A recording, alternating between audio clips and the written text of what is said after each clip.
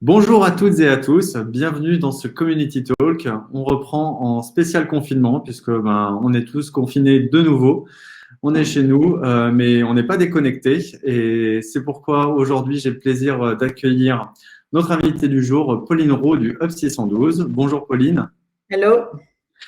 Alors, pour vous remettre un petit peu dans le contexte, donc, on est confiné, donc on s'est dit que les community talks habituels qu'on organise pour vous faire du partage de bonnes pratiques sur l'animation de communauté, on va vous le proposer en spécial confinement. Comment l'animer votre communauté de façon hybride, si vous avez toujours accès à votre lieu ou non. Typiquement, ça va être l'exemple justement du Hub 612, ou alors potentiellement complètement à distance. Donc là, on entame une nouvelle série de webinaires qui vont être vraiment dédiés à cette partie animation de communauté un peu à distance avec aujourd'hui le Hub 612. La semaine prochaine, on aura aussi WeShare qui a une véritable expertise sur l'animation de communauté et qui va justement nous parler de leur expérience là-dessus. On va avoir aussi le Lab RH avec une vraie spécialité justement sur les organisations, le management RH et la façon dont l'animation d'une communauté, en fait, c'est un peu comme une entreprise. On se retrouve à devoir animer une communauté de collaborateurs. Comment est-ce que nous, en tant que Lab RH, on anime une communauté de professionnels RH à distance et justement en mettant en avant les bonnes pratiques. Et ensuite, on aura une dernière intervention avec Rhizome, l'accélérateur Rhizome de Paris & Co à Paris, qui, de la même manière, nous parlera de transformation RH et d'évolution du travail en période de crise et de confinement. Ils animent une communauté accélérateur-incubateur, donc dans la même vibe.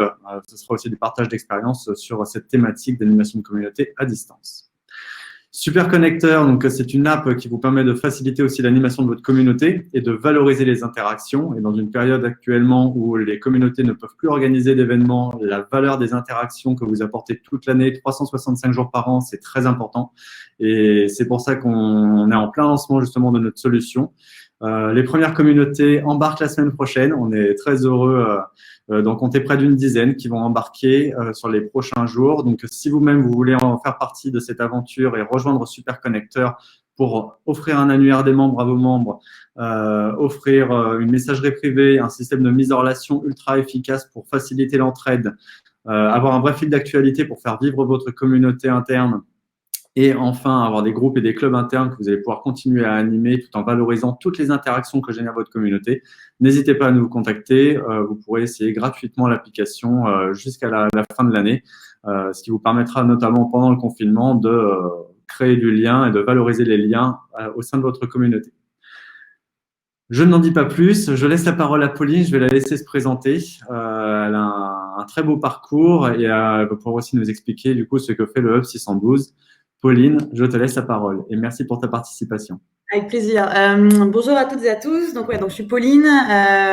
J'ai vu à peu près les participants. Je crois que je connais pas mal d'entre vous.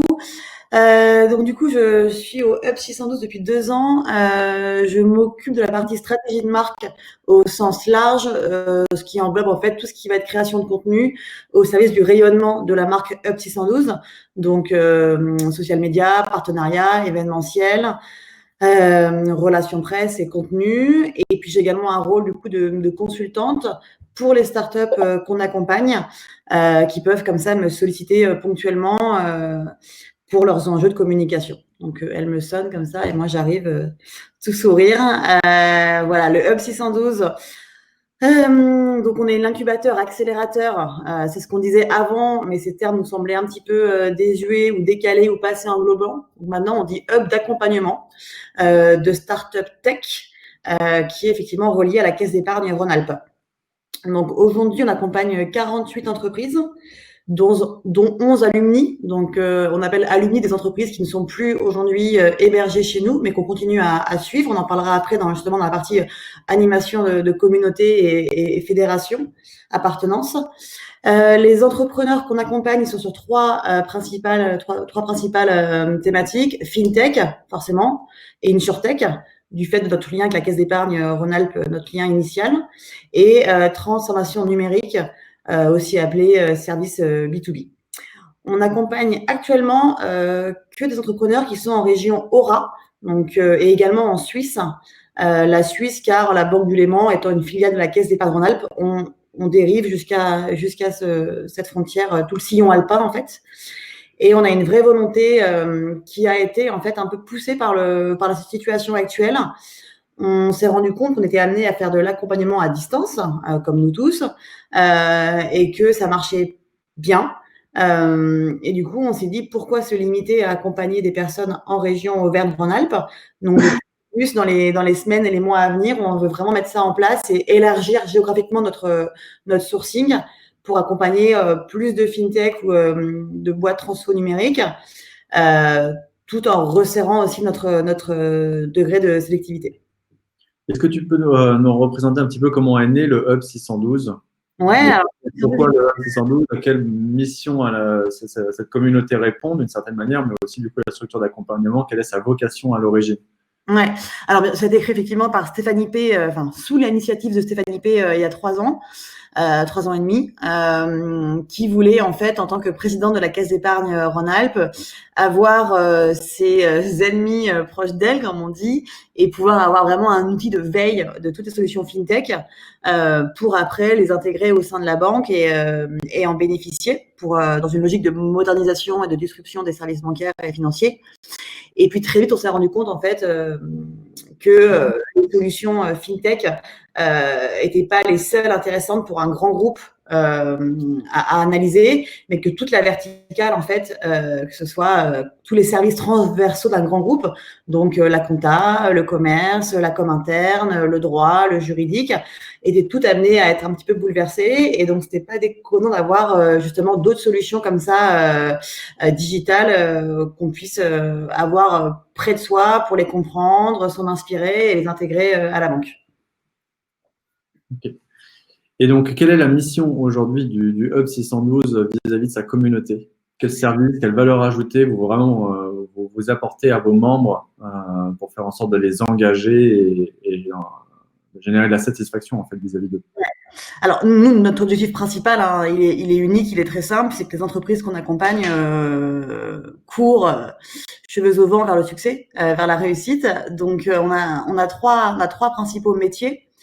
Le numéro 1, bon, c'est l'hébergement, donc le coworking. On est effectivement présent à Lyon vers les Halles Paul Bocuse.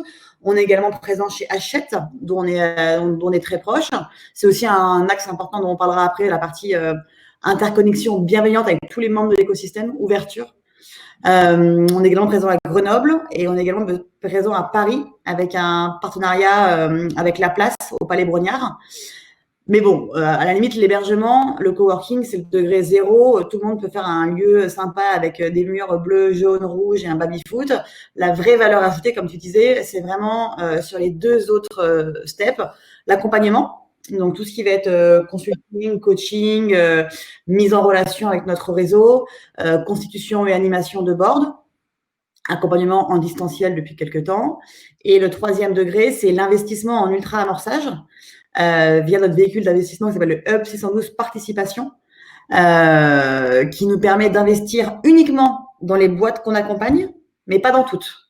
Donc, on a investi à date dans 14 startups qu'on accompagne. On investit soit seul, soit en syndication. Et on est vraiment sur des tickets de précis d'ultra amorçage avec un ticket qui va osciller entre 50 000 € et 250 000 €. Et on est sur un ticket moyen à 150 000 €. C'est vraiment nos trois missions. Héberger, accompagner, investir. Alors, tu disais que vous avez donc 3 lieux aujourd'hui, le Hub 612. Quelle est la situation actuelle avec ces lieux? Est-ce qu'ils sont totalement fermés? Est-ce qu'ils sont semi-ouverts? Alors, nous, c'est donc la Caisse d'épargne Rhône-Alpes, donc on a forcément des contraintes sanitaires et réglementaires extrêmement rigoureuses. Donc, on est tout le temps en discussion avec la banque. On a décidé de laisser ouvert le Hub 612 à Lyon et à Grenoble. Après aussi, discussion avec d'autres acteurs, comme Hachette qui est également resté ouvert. Le télétravail reste la norme. Ça, nous, bien sûr, on le répète. Mais en fait, chaque patron, chaque dirigeant de notre entreprise est après libre d'imposer à ses salariés son modèle. Nous, on est ouvert avec des règles très strictes. On a une jauge donc, qui est fixée à 20 personnes à Lyon et à 12 personnes à Grenoble par rapport au mètre carré.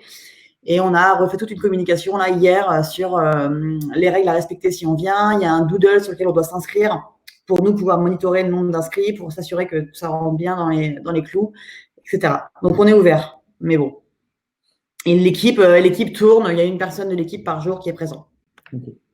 Aujourd'hui, c'est combien de membres la communauté du Hub 612 et quelle est la typologie de ces membres? Est-ce qu'il n'y a que des startups? Non, effectivement. Donc, on a 48 startups accompagnées. Donc, les startups, ça va de une personne à 12 personnes. Mais non, on a également beaucoup de freelance. Enfin, beaucoup.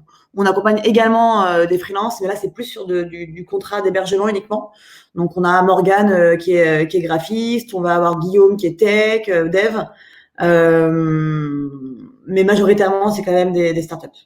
D'accord. Et l'objectif du coup de ces membres freelance, c'est qu'ils puissent aussi collaborer, travailler, apporter de la valeur au… Exactement. Le but, c'est que vraiment, nous, on accueille différents types d'acteurs, mais l'ADN principal, c'est qu'il faut absolument qu'il y ait une création de valeur ajoutée partagée. C'est-à-dire que la personne qu'on va accueillir, il y ait effectivement une synergie, une interaction intéressante pour les autres startups. Donc, en l'occurrence, Morgane, c'est elle qui nous a aidés sur toute la charte du renaming avec du B612 au Hub 612 il y a un an.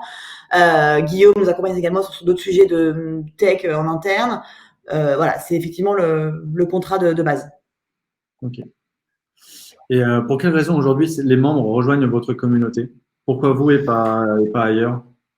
Alors, principalement, je pense, c'est quand même notre spécialité, le fait qu'on soit quand même reconnu, et légitime et expert sur les thématiques fintech, transfo numérique.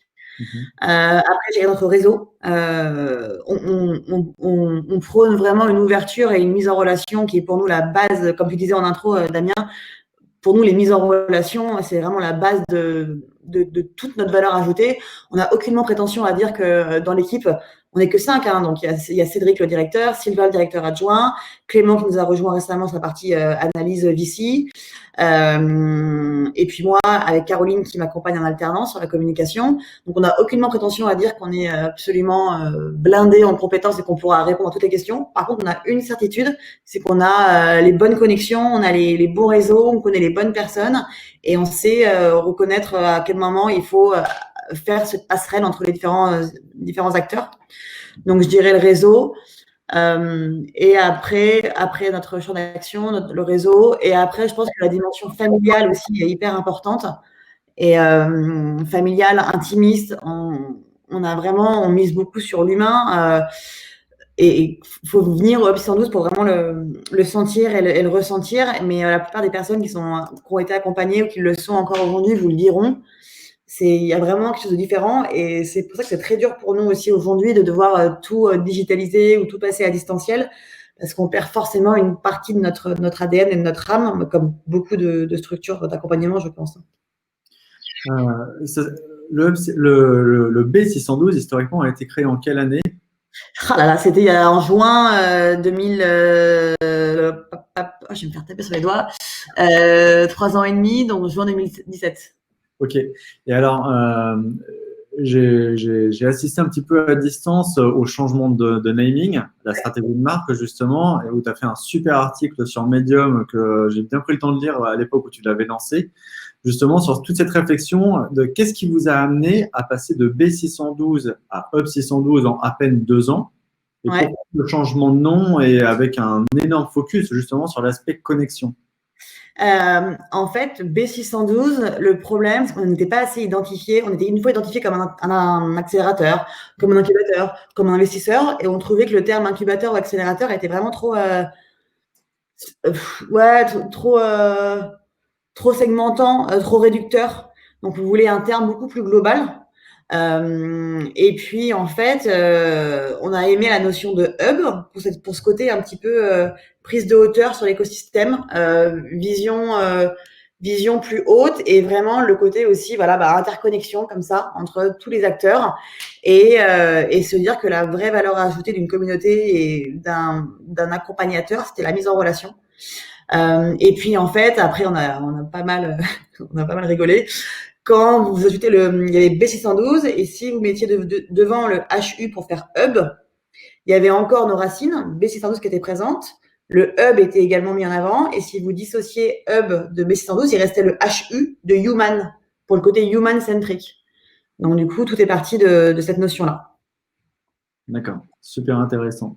Et d'où la valeur de la communauté, si on fait le parallèle avec l'animation d'une communauté à distance, du fait qu'en fait, quand on anime une communauté, même si on a un lieu, c'est pas forcément le lieu qui apporte la valeur, c'est l'humain et les liens qu'on a et qu'on arrive à créer en termes de connexion entre les membres. Ouais. Donc, du coup, aujourd'hui, maintenant qu'on est en situation d'animation de communauté à distance, comment est-ce que vous faites pour continuer justement à apporter cette valeur à cette valeur-là, parce que dans l'espace de coworking, connexion et le troisième, tu m'avais dit investissement, il y en a un qui est un petit peu au ras des pâquerettes actuellement, c'est la partie bâtiment immobilier. Donc maintenant, c'est concentration sur cette valeur-là. Comment est-ce que vous le mettez en place? Alors, donc effectivement, la partie animation physique est clairement un peu chahutée. Après, on met du coup en place d'autres outils digitaux pour animer. Donc, on a forcément, comme beaucoup d'entre nous, hein, on a forcément le réseau Slack qui va être très important. On a la newsletter interne toutes les semaines qui est du coup réadaptée pour que le contenu corresponde vraiment aux besoins des entrepreneurs en cette période-là. On a également mis en place Discord, qui est à l'origine un outil pour les gamers de discussion orale uniquement. En fait, on a créé différentes rooms avec, par exemple, la cuisine, la terrasse, où les personnes chez eux peuvent venir parler avec les autres personnes de la communauté de façon très informelle, pour garder ce côté justement un lien informel. Excuse-moi, je me permets, Discord, c'est vrai que pas beaucoup de communautés l'utilisent. Pourquoi est-ce que vous l'utilisez par rapport à un WhatsApp ou par rapport à un Slack? Est-ce que c'est pas complémentaire? Est-ce que c'est complémentaire? Est-ce que ça remplace pas, enfin, en termes d'usage? Pour vraiment garder le côté discussion informelle. Donc jamais, on a testé une fois si sur Discord, Clément avait fait un webinar, mais vraiment en interne. Après, pour être totalement honnête, moi, j'ai eu un peu de mal avec Discord. J'ai du mal à parler derrière mon écran à quelqu'un. Mais c'était voilà, pour maintenir des liens comme ça, pour pouvoir que les personnes qui sont vraiment isolées chez elles en confinement puissent continuer à échanger comme ils le faisaient au Web 112 dans la cuisine ou sur la terrasse, sur des discussions de tout et de rien. On parle pas du tout, c'est rarement des discussions pro, c'est plus de la discussion informelle. Ok. À tous les participants, si vous le souhaitez, à droite, vous avez un chat et vous avez aussi un onglet questions. Donc, si vous avez des questions que vous voulez poser à Pauline ou à moi-même, n'hésitez surtout pas, on est là pour y répondre. Ok. Alors, du coup, comment est-ce que vous êtes organisé, vous, aujourd'hui, en interne au sein du Hub 612? Parce que tu me disais que tu n'étais pas toute seule, du coup, à animer la communauté, vous étiez plusieurs. Quel est le rôle de chacun? Vous êtes combien? Comment est-ce que vous êtes organisé? Donc, il y a Caroline qui nous a rejoint en septembre, qui est en alternance au Hub 612, qui a vraiment ce rôle de bergiste, super jeu de mots, HUB bergiste, qui est vraiment le noyau central de l'animation, donc qui est là pour veiller à que le lieu soit un lieu de vie agréable, que les entrepreneurs s'y sentent bien, qu'ils aient toutes les conditions pour s'y épanouir. Donc là, c'est comme si elle était c'est comme si c'était sa propre maison avec différentes personnes et qu'elle devait animer et rendre le plus agréable possible. Donc, c'est vraiment Caroline qui a ce rôle-là d'animation. Il y a différentes actions qui sont mises en temps normal, hein, qui sont mises en place avec les happy testing, c'est tous les mardis. Chaque nouveau fait un gâteau et se présente à base de 3-4 questions, toujours les mêmes. Et on fait un battle de 3 personnes comme ça qui échangent. Chaque nouvelle personne aussi a le droit à son portrait dans la newsletter interne pour que chacun puisse mettre des visages et connaître un petit peu qui nous rejoint. On fait pas mal d'apéros aussi forcément, des soirées cinéma. Il y a le Hub 112 Inside aussi. Des événements comme ça. Et après, de maintenant, avec tout ce qui se passe, on est en fait tous amenés à être animateurs parce qu'en fait, je pense qu'à distance, l'animation devient l'accompagnement, en fait. Et vu qu'on accompagne tous les startups sur des champs de compétences différents, on est tous amenés à être à leur contact au quotidien. D'ailleurs, voilà, c'est pour ça que je dis que tout le monde anime maintenant parce que tout le monde accompagne en fait à distance. Et pour revenir sur les différents outils, dont j'ai parlé de Slack, de Discord, etc. Mais le plus important, et ce qui marche le mieux, c'est le téléphone. Et les entrepreneurs ont notre 06 perso à Cédric, Clément, Sylvain, Caro et moi, et nous appellent quand ils ont besoin de façon individuelle pour maintenir cet ADN qui est chez nous très importante, c'est l'accompagnement sur mesure, individualisé. Donc, on est vraiment sur du sur-mesure et on fait au cas par cas pour chacun d'entre eux et c'est eux qui nous sollicitent avec leurs besoins. Et on a forcément Airtable aussi. On a mis en place durant le premier confinement un suivi des entrepreneurs très précis où chaque semaine, chacun rentrait un petit récap de la relation avec chaque entrepreneur qu'il avait eu pour bien suivre et s'assurer que personne soit isolé ou laissé sur la touche. Comment se passe la partie onboarding quand on a la chance de rejoindre la communauté du Hub 612? Comment ça se passe? Déjà, est-ce qu'il y a une sélection et ensuite, quel est l'accompagnement que vous mettez en place ou éventuellement le process que vous mettez en place pour que la personne s'intègre bien à la communauté? Alors, effectivement, il y a une sélection.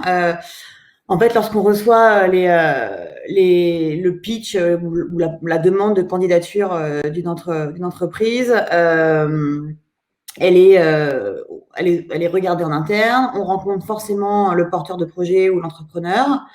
Et après, en fait, on soumet, que ce soit le pitch, la vidéo, le deck, les slides, quel que soit le support que l'entrepreneur a, on soumet ça à différents acteurs clés de l'écosystème pour avoir leur avis. On mise beaucoup, une fois de plus, dans la logique d'ouverture sur la force des regards croisés. On ne veut pas se dire qu'on prend des décisions seules, on veut vraiment intégrer et impliquer un maximum de personnes. Et en fait, on a développé en interne un outil de scoring où les personnes à qui on envoie le deck, donc ça peut être 4-5 personnes, vont nous dire ce qu'elles en pensent. Et après, on dit go ou no go pour nous rejoindre. Pour vous donner une idée, cherchez juste le chiffre. Ouais, cette année, on a intégré 10 startups dans le portefeuille en 2020 et on a reçu près de 400 dossiers. D'accord. Donc, il y a un vrai processus de sélection qui est fait. Et ça, c'est important. Le recrutement, il passe par 3 axes. Passifs, on va dire, où c'est les entreprises qui vont venir à nous via le site. Beaucoup de recos de l'écosystème, que ce soit French Tech, que ce soit Hachette, que ce soit French Tech in the Alps ou French Tech One. Après, il y a la partie plus active où là, ça va être Clément, Sylvain, Cédric qui vont aller sur des événements, sur des salons pour identifier et pour screener les startups intéressantes. Et après, il y a la partie communication, le fait d'être le maximum visible pour également faire venir des entreprises à nous. Et une fois qu'elles sont arrivées, comment on les onboard? C'est Caro qui s'en occupe principalement. Il y a le welcome bag classique avec les petits goodies qui vont bien. Après, il y a la newsletter où on a un portrait dédié à la personne en style portrait chinois. Je sais que c'est fait et refait, mais ça marche toujours bien, je trouve. Et après, il y a effectivement l'API testing où la personne se présente avec un gâteau. D'accord. Ok, et après le sentiment d'appartenance, vous le développez comment une fois que cet onboarding est fait? Sentiment d'appartenance. De quelle manière est-ce que vous avez arrivé à créer de l'engagement, de l'implication, à faire que la personne soit presque même ambassadeur, même si tout le monde n'est pas ambassadeur, mais on a souvent un petit noyau dur d'ambassadeurs. Alors, je pense que le fait que ce qui marche dans la confiance, dans l'appartenance, il y a un truc tout bête, mais on n'a pas de bureau, nous, avec l'équipe du Hub 612. On bosse dans le Hub 612 au milieu des entrepreneurs. Et en fait, on a vraiment cette relation quotidienne de proximité et d'accessibilité. Et je pense que les entrepreneurs aussi apprécient cette ambiance de se dire on est proche d'eux, il n'y a pas de barrière. Et la confiance, je pense qu'elle naît aussi des affinités. Que ça, c'est important. On veut se dire qu'on connaît pas uniquement les boîtes à travers le prisme de l'entrepreneur, mais on les connaît à travers le prisme des hommes et des femmes qu'ils sont. Et c'est ce qu'on appelle la due deal humaine qui est pour nous très importante et ça se retrouve dans nos investissements.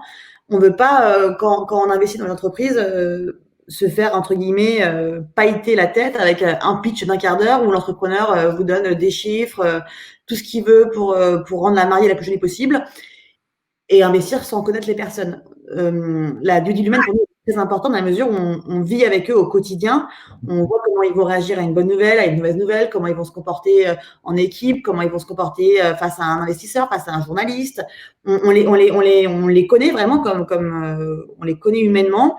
Et ça, c'est important pour nous de savoir ce que vaut l'équipe. Et on pense que sur des projets comme ça qui sont en ultra amorçage, donc vraiment pour la plupart des boîtes qui sont vraiment au début de leur développement, le capital humain est essentiel et l'équipe est primordiale. Et ça, on veut vraiment savoir à qui on a affaire dès le début, quoi. Après, l'appartenance, je pense qu'elle est aussi forgée par le fait que ce soit de l'accompagnement sur mesure, où tout est personnalisé, que ce soit vraiment de l'écoute et du conseil à la carte. Ça, c'est important. Et après, on les valorise aussi beaucoup, on les met en avant sur des événements, grâce à des petites vidéos qu'on va faire sur les entrepreneurs. Lorsque je fais des interviews dans la presse, j'aime beaucoup faire des regards croisés avec des interviews croisées, pardon, avec plusieurs personnes qui vont prendre la parole sur le même sujet pour avoir différents points de vue. Leur montrer qu'on est fiers aussi d'être avec eux, de les accompagner et que pour nous, c'est une fierté, on les a choisis et qu'on veut on les met vraiment en avant. Et enfin, je dirais que l'appartenance aussi, elle se crée par le fait qu'il n'y ait pas de fin au Web 612, il n'y a pas de promo, il n'y a pas de durée d'accompagnement. Nos startups nous rejoignent, elles restent autant de temps qu'elles le jugeront nécessaire et que nous, on jugera stratégique. Tant qu'on a à leur apporter et qu'elles trouvent leur compte à rester chez nous, on sera toujours heureux d'être là pour elles. Et même les boîtes qui ont grossi, comme Mon Petit Placement ou 365 talents et qui ont du coup été 10, 15, 20 personnes qui ont pris leur bureau, on est toujours proche d'elles. On les accompagne, on les appelle toujours, on les rencontre régulièrement. Elles sont sur nos événements. Dans la presse, les citations se croisent, etc. Donc, je pense que tout cela fait qu'on a un vrai sentiment de famille et de proximité sur le très long terme. Ok. Quelles sont les différentes parties prenantes aujourd'hui qui sont dans votre communauté? Donc, il y a des entrepreneurs start-up, vous avez des partenaires un peu lieux comme H7. Quelles sont les différentes autres typologies? Est-ce que vous avez des experts aussi, des mentors? Est-ce que vous avez des grands comptes qui sont partenaires? Comment est-ce que vous fonctionnez? Oui, tout à fait. Dans la même logique d'ouverture et de passerelle dans l'écosystème, hein, on bosse avec tous les acteurs qui vont avoir une valeur ajoutée à apporter à nos entrepreneurs. Donc, effectivement, Hachette, avec La Place aussi, FinTech à Paris. Là, on est en train de réaliser un panorama. Ça n'a jamais été fait, ça me paraissait dingue, mais ça n'a jamais été fait. Un panorama exhaustif et à jour de l'écosystème FinTech, InsurTech en région Aura. Donc là, on bosse avec le cabinet Kleinblue. On est aussi très proche du Crédit Agricole, du Crédit Mutuel. On a visio du coup maintenant semaine prochaine avec le village by CA à Champagne. C'est vraiment hyper important pour nous d'être ouvert et d'être lié à tous ces acteurs-là. Ok. Et rentrons dans le concret sur ce sujet. Justement, quel est le business model du coup que vous avez mis en place? Alors, le business model, nous, les entreprises, elles payent l'hébergement. Donc, il y a différents types d'offres de coworking. Elles payent l'hébergement et après, tout ce qui en découle est gratuit. Donc, tout ce qui va être accompagnement, mise en relation. Quand Cédric et Sylvain vont faire un coaching, vont animer un board, quand il va y avoir une réunion dédiée au business plan ou quand moi je vais faire une formation de quelques heures sur les relations presse ou les aider à faire un communiqué de presse, à shooter, à faire une campagne RP. Tout ça, c'est cadeau, ça rentre dans le deal. Donc, avant, il n'y avait que 2 offres. Il y avait une offre qui était à 250 € par mois et par personne pour avoir en fait une place dans le Web 612, nomade. Et on montait à 300 € pour ceux qui voulaient un bureau fermé. Parce qu'il y avait 2 types de postes. Des postes nomades. Donc, quand tu partais le soir, il fallait que ton bureau soit vide. Le lendemain, tu pouvais te rasseoir là ou à un autre endroit. Et des personnes qui avaient vraiment un bureau fermé à eux avec leur décoration, leurs photos sur le bureau, tout ça. Et puis du coup, le confinement, tout ça, et on s'est rendu compte qu'il fallait qu'on apporte plus de flexibilité, plus de légèreté, enfin de flexibilité vraiment dans le choix des offres. Et donc du coup, on a mis en place l'offre TeamFlex et l'offre 2days, qui permet en fait aux entrepreneurs de choisir et de dire, par exemple, l'offre 2days, c'est ils viennent que 2 jours par semaine. Donc ça, c'est vraiment pour intégrer la dimension télétravail qui est maintenant très importante et pour autant ne pas perdre ce fil conducteur qui est quand même très important pour nous de les avoir quand même de temps en temps au Web 612. Et du coup, en prenant ces 2 jours, pareil, ce forfait 2 jours, est-ce que vous bénéficiez aussi quand même de l'accompagnement Bien sûr. Je disais que l'accompagnement maintenant peut se faire, c'est toujours mieux de faire une réunion de visu, bien sûr, mais l'accompagnement se fait en distanciel sans aucun souci. Ok. Et toute la semaine? Comment? Et toute la semaine? Toute la semaine. Ok. Marion nous pose une question. Comment fidélisez-vous vos membres? Alors, on les fidélise par le fait de répondre à leurs besoins, je pense. Et je pense qu'avant de les choisir, eux aussi nous choisissent. Et il y a vraiment cette dimension d'intérêt mutuel. Et une fois qu'ils ont intégré le Hub 612, s'ils y trouvent leur compte, et nous, c'est ce qu'on fait au quotidien pour aller dans ce sens-là, ils partiront pas. Surtout que les relations start-up grand groupe, c'est des relations qui sont on le sait bien, il y a une différence de vitesse entre les grands groupes, les startups, etc. Et c'est des relations, des partenariats qui sont longs à mettre en place. Donc, il y a vraiment une relation de long terme. Et après, pour les fidéliser, ouais, je pense que ça revient un peu sur la question d'appartenance, comment on répond au mieux à leurs besoins. Et ça, c'est vraiment en étant sur du sur-mesure, je pense, et de l'accompagnement individualisé. Alors justement, pour être certain justement de répondre à ce besoin, c'est la satisfaction du coup du membre. Qu'est-ce que vous avez pu mettre en place pour évaluer? Parce que je crois que vous avez des KPI bien précis justement là-dessus sur la satisfaction des membres de votre communauté. Ouais, alors on mettait avant en place des one-to-one, donc comme tu disais tout à l'heure avec les experts, pour mettre en relation les entrepreneurs avec des personnes qui ont les compétences dont elles ont besoin sur toutes les dimensions de l'entreprise. Et donc, avant de mettre en place ces one-to-one, déjà, on demandait en amont par sondage aux entrepreneurs quels étaient leurs besoins. Que ce soit du UX, de l'ARP, du droit, du recrutement, de la marque employeur, il y a beaucoup de sujets. Donc, eux nous disent ce qu'ils ont besoin et après, en fonction, on crée l'offre. Donc, c'est vraiment la demande qui va créer l'offre. Ça, c'est très important. On va pas leur imposer des experts, on va pas leur imposer des ateliers, on va pas leur imposer des choses dont ils n'ont pas besoin. Et après, on a mis en place, comme dans beaucoup d'entreprises, une enquête NPS. Pour mesurer le taux de personnes qui approuvent et qui sont détracteurs ou pas de notre offre.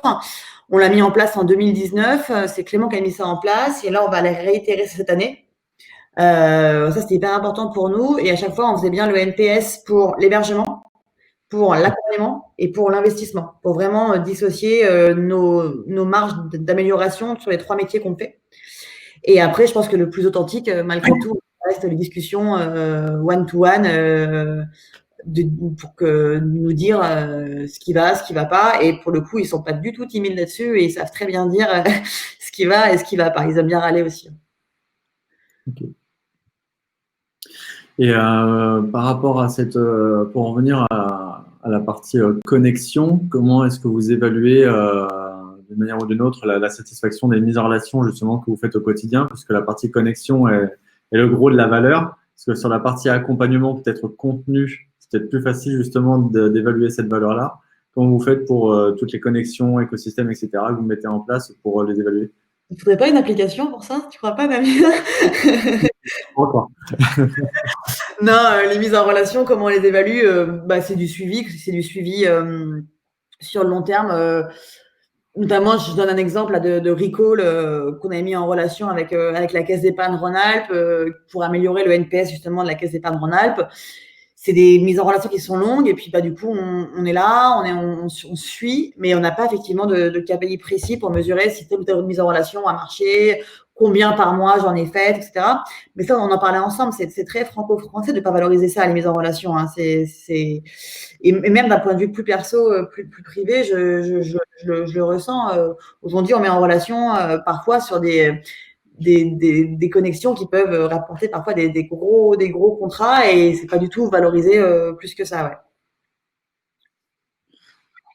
Pour toi, quelle est la plus grande qualité d'un community builder, l'animateur de communauté? Qu'est-ce qui fait que tu vas être un bon community builder ou un mauvais community builder? Oh, je pense que c'est d'être authentique et c'est d'être un très proche et très curieux aussi de la vie des gens au-delà de leur entreprise, de comprendre comment est-ce qu'ils orchestrent, comment est-ce qu'ils animent leur vie privée, leur vie perso pour mieux comprendre aussi comment ils vont être au Web 612. C'est important de savoir comment ils vont être aussi dans leur ville. Il y a un petit côté un peu Macrel, je dirais, le côté d'être foncièrement intéressé par les autres, je pense, pour mieux les comprendre en tant qu'entrepreneur. Ok, donc notamment, ça passe par l'écoute. Ouais, je dirais absolument. L'écoute, le rapport humain. L'écoute, le rapport humain pour l'animation et après cette dimension-là d'écoute et de rapport humain ne sera pas valable si elle n'est pas équilibrée avec un côté expertise. Si t'es non plus si t'es que le pote d'entrepreneur, ça marchera pas. Il faut aussi que ils te reconnaissent comme légitime. Et parfois, on a un petit peu vu comme des parias de l'entrepreneuriat parce que on vit d'un système qui est constitué de personnes qui sont entrepreneurs. On sait tous que c'est très compliqué, que c'est des personnes qui ont une résilience et un quotidien pas facile tous les jours, loin de là. Et nous, effectivement, c'est la banque qui nous salarie. On est sur des situations très équilibrées, très stables. Et donc, il faut vraiment, je pense, faire valoir son expertise assez rapidement pour pas être vu comme pas comme un profiteur, mais voilà, il faut aussi être légitimé autant que proche.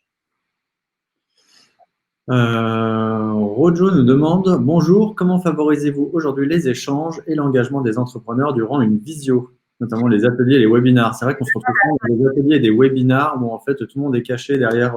Ouais, non, mais c'est une très bonne question. Nous, clairement, là, le premier gros webinar qu'on va faire, on n'en avait pas fait beaucoup durant le premier confinement, ou alors en interne, entre nous.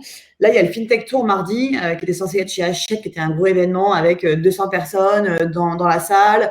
Il y avait une keynote et 2 tables rondes. Donc, il y avait quasiment 15 personnes qui interagissaient sur scène. Et là, on transpose tout ça sur Livestorm mardi matin. Et je t'avoue, Rojo, que je sais pas du tout comment ça va se passer et je suis pas, c'est encore pour moi faire de l'événementiel digital comme ça, c'est pas facile parce que c'est pas forcément ce que j'aime et qu'on a beau tout dire, hein, malgré les différentes mesures d'engagement qui vont être prises, notamment je pense que le chat, ça c'est une bonne façon d'interagir et d'impliquer les personnes qui sont spectateurs.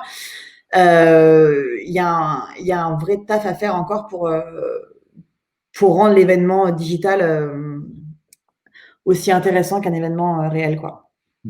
Et c'est pas possible, je pense.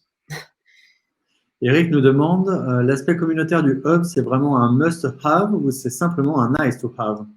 En clair, à votre avis, quelle est la part de responsabilité de la dimension communautaire dans le succès du hub?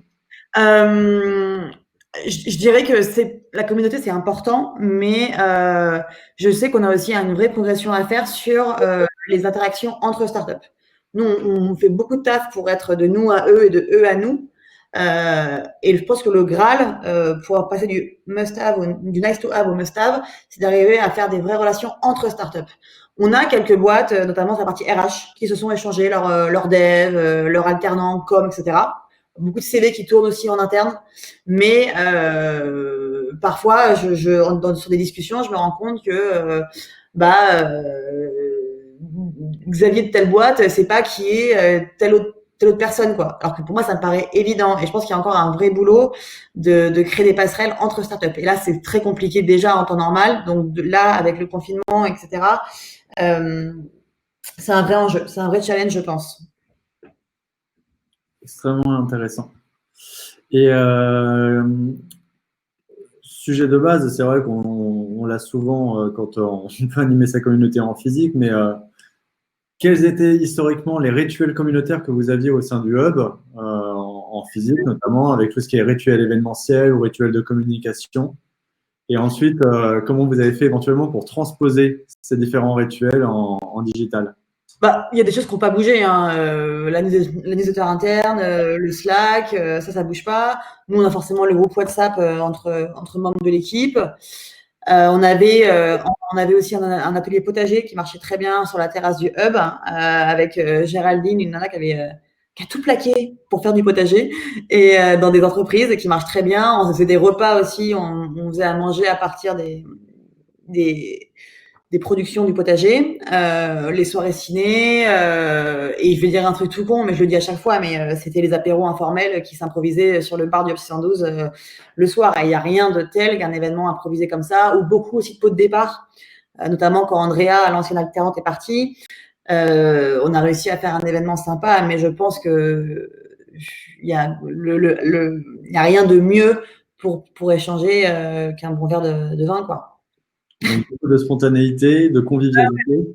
Informel, de l'humain et faire en sorte que les gens se mélangent et échangent, quoi. Et pour ça, parfois, ça s'improvise et c'est pas forcément toujours préparé. On le dit toujours, hein, les mecs sont les improvisés, mais dans le boulot, c'est vrai aussi, quoi. Et typiquement, là, le FinTech Tour mardi qu'on va faire, OK, on va réussir à maintenir nos speakers sur scène. Ils vont parler, table ronde.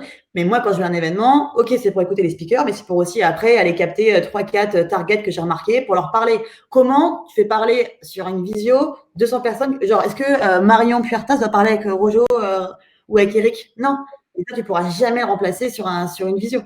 Une fois de plus, tu vois, c'est très descendant, c'est très unilatéral, c'est du speaker au spectateur, mais entre spectateurs, tu n'as pas de relation. Tout à fait. Tout à fait. Et est-ce qu'il y a des rituels événementiels ou des rendez-vous, des rituels de rencontre que vous avez mis en place au sein du Hub, typiquement les rendez-vous entre les CEO, les rendez-vous entre les techs?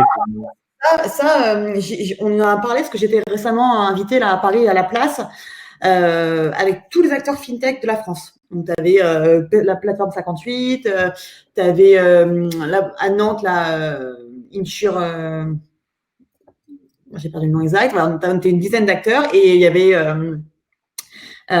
plusieurs, et tout le monde disait voilà ce qu'ils faisaient. Et effectivement, je crois que c'était Fiona de 50 Partners qui disait, je sais plus quelle structure, qui disait Startup Palace, merci. Ah, c'est Clément. Qui disait que ce qui marchait bien, c'était pour croiser comme ça justement les entreprises entre elles, de faire des déjeuners ou des apéros entre CEO, entre UX designers, entre devs, entre communicants, pour vraiment casser ces cloisons entre startups.